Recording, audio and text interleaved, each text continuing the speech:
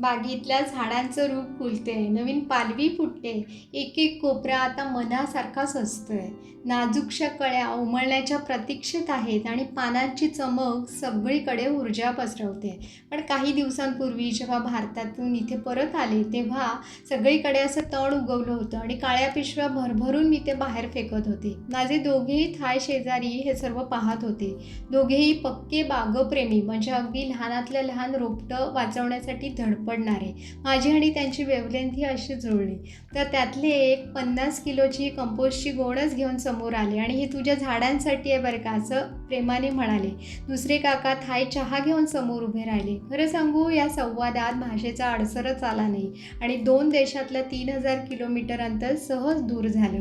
खपून खा म्हणजे आभारी आहे, हा थाय भाषेतला शब्द हृदयातून बाहेर आला आणि हातात ग्लोव्ज असतानाही हात नकळतपणे सहजपणे जोडले गेले.